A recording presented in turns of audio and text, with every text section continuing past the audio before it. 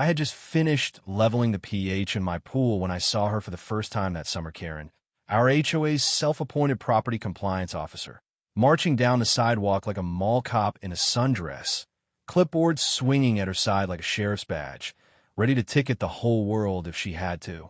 You know that feeling you get when you sense trouble before it even says hello? That was the exact chill that ran up my spine as I watched her zero in on my backyard like my pool was some forbidden oasis she'd sworn to protect the neighborhood from. My pool shimmered behind the fence, blue as a bottled skimmy own little patch of peace. I knew she hated it, maybe more than she hated anything else on our block. I jumped through every hoop to get it installed, sat through all the debates about aesthetic harmony and community tone, survived 3 separate site visits, and a solid month of HOA hearings. Karen voted no every single time, citing rules nobody else remembered. But I built it anyway by the book. Didn't matter to her, though Karen wasn't about the rules, she was about control. She stopped at my gate, hands on her hips, lips pursed tight enough to pinch steel. The HOA decided all pools need approved fencing colors, she announced, eyes darting between me and the fence. That charcoal gray isn't approved. I kept my voice calm, told her the color was grandfathered in, showed her the bylaws on my phone. She just scribbled something on her clipboard and walked off. That's how it started. Record, report, harass. Like clockwork. The letters came first anonymous, of course taped to my mailbox. Friendly reminder about noise ordinances, even though we hadn't had a single guest over. Then emails about my pool lights apparently. The cyan glow from my LEDs was unauthorized illumination. I laughed it off, but my wife said Karen was just looking for something that'd get me to snap. She was right. The real turning point came late on a Friday. I was grilling with friends, nothing crazy low music, soft laughter, nobody even in the pool at that point. Then, around 10, I heard my side gate click. I looked up, and there it was, a flashlight bobbing along the fence line, Karen's face peeking through the slats, snapping photos like she was casing the place. I called out. She vanished. Filed a harassment report with the HOA. They thanked me for my feedback. Nothing changed. Next morning, my pool skimmer was missing. The chlorine floater was cracked in half, and there, sitting on my patio chair, was an ensign violation notice. Improper security. That was Karen's signature move. I could see her smirk even if she wasn't there. That's when I bought cameras discreet, motion-activated, cloud-backed. If she wanted a war of evidence, I'd play that game. Summer rolled on. I started hosting less, swimming more, quietly building a video library of Karen circling my fence, peering through the boards, sometimes measuring the height of my shrubs with a tape measure. She thought she was an invisible suburban predator in sandals. But I let her dig deeper, baiting her obsession until, finally, July dropped the hammer. One hellishly hot afternoon, the power went out in half the neighborhood. I went outside to reset the breaker, only to find the pool gate swinging wide open and my umbrella snapped in half. Leaves floated in the cloudy water. Someone had been there. I checked the cameras. There she was, plain as day, ducking under the latch, stepping barefoot onto my deck like she owned it. But the best part? She slipped. Full cartoon moment, arms windmilling, legs kicking, and splashed straight into the deep end. 30 seconds of pure panic, arms flailing. Then she dragged herself out, soaked and fuming, checking her phone. I waited a day, then calmly emailed the board. Unauthorized trespass in my private pool area. See attached. Didn't demand punishment, just flagged it for a community safety review. That phrasing worked better than any threat. Suddenly, my phone blew up with apology calls. Karen claimed she was inspecting for safety. The board begged for mediation. I suggested the police.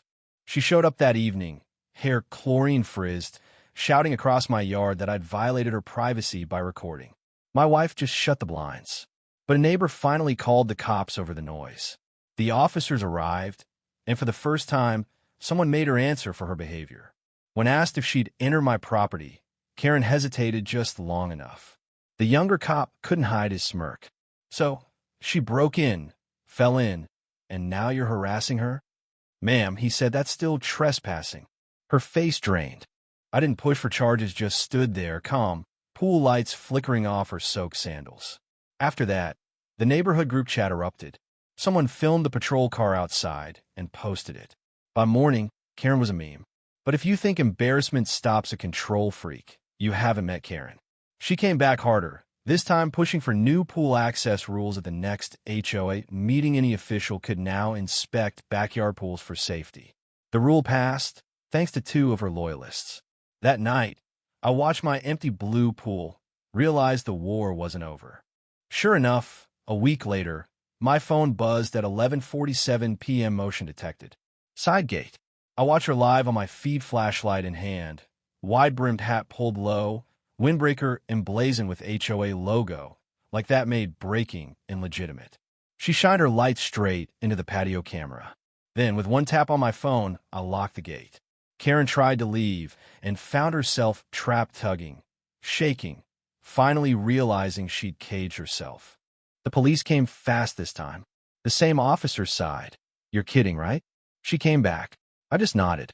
Karen started yelling about emergency inspections. The officer barely suppressed a laugh, told her to sit on the curb, and threatened charges. She tried to file an on-the-spot complaint, but had no report, no precedent's notice, just wild claims about dangerous voltage.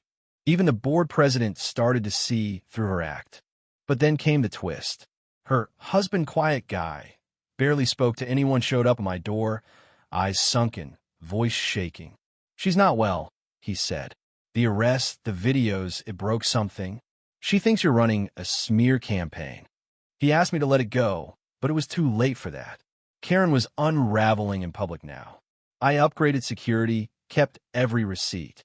Still, she kept coming, mailbox notes, fake flyers, even a restraining order against me for electronic harassment. The board had enough and suspended her, but that just fueled her delusions. She forged a new HOA letter about pool safety, and this time the president called the police himself. Document forgery, harassment. The day the squad cars rolled into our cul-de-sac, Karen melted down, sobbing about being persecuted by evil neighbors. It didn't stop there. Her obsession mutated, jumping from physical to digital. Hacked my camera backups, tried to frame me with doctored footage, even sent some rookie blogger to my house claiming there were hidden files in the pool shed. Every time I locked down one loophole, she found another.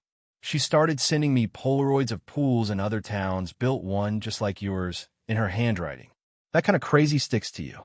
But here's the kicker: the more I fought back, the more I became like her. Hypervigilant, paranoid, checking cameras, locking gates, documenting every little thing.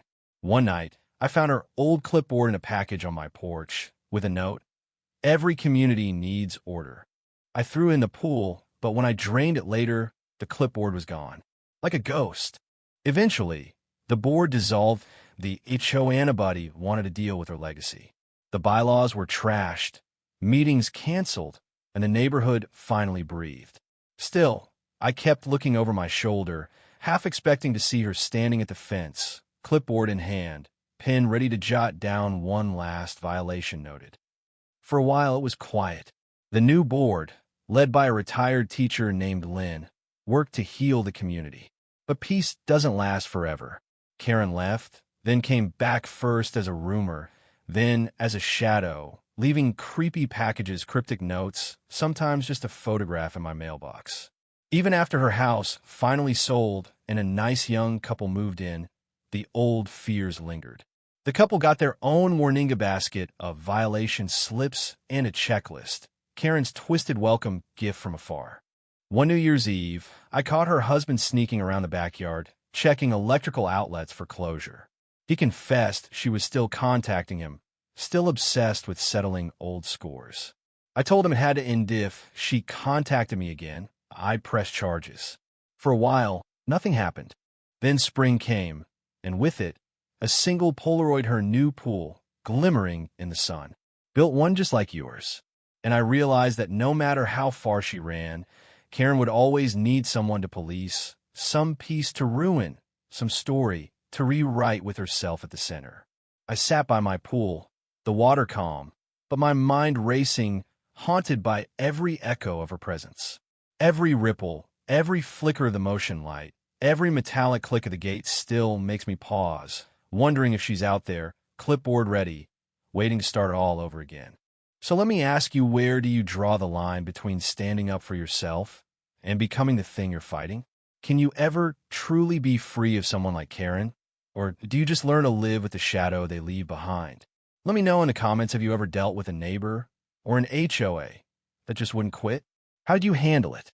Because if there's one thing this story taught me, it's that some battles never really end, they just change address.